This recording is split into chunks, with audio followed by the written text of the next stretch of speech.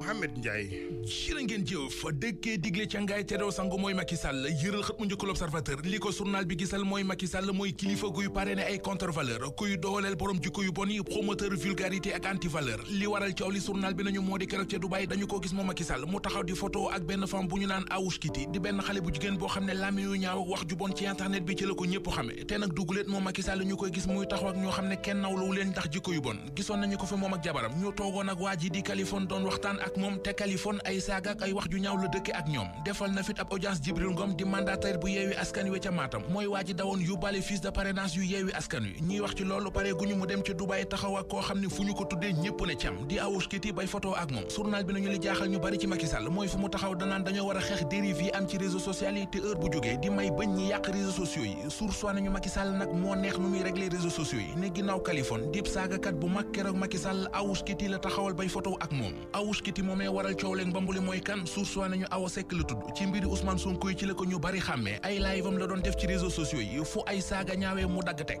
di saaga institution réew mi di saaga ministre ak magistrat yi ci réew mi ba daan ko saaga waale sax moom Macky Sall journal bi di laaj ndax moom Macky Sall mi war nañoo waxati dara ci dérive yi am ci réseaux sociaux yi ki fi wayoon réseaux sociaux yi ak li ñu yàq di Youssou Ndour l'Observateur xëyee na ko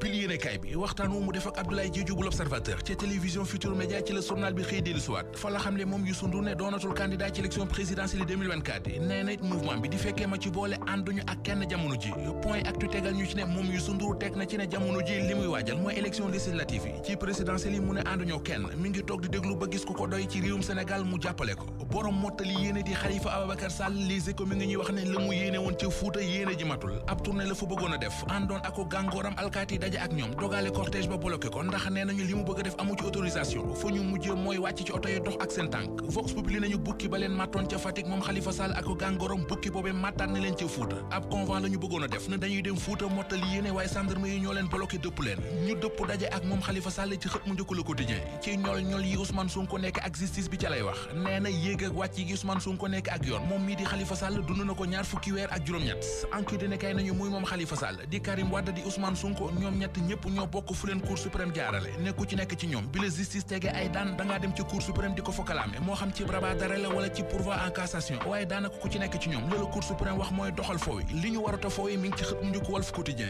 ca centre cardiopédiatrie QMO ba ci hôpital Fann journal bi nee nañu lu ëpp junni xale nga fa amee maladie cardiaque yu ñu war a opérer ñu toog di xaar li ko waral journal bi nee nañu moo ci centre ba mënee su fa opérer lu weesu ñaari xale për bés bi le jour xëy moom it ci wàllu wér-gu-yaram Yohanidou Wanja di soldat bu jigéen bi jiite hôpital militaire bu Ouakam la ñu xëy di wax mooy kan gang di ay wëyu yoroon seeni ngànnaay Tribune nee nañu ñoo def lu doy waar ca base bu entreprise bi di Enan Chine ca Touba bandi yi ñoo wàcc ci entreprise ba ak seeni ngànnaay fital fa benn Chinois jël fa 3 millions dem seen yoon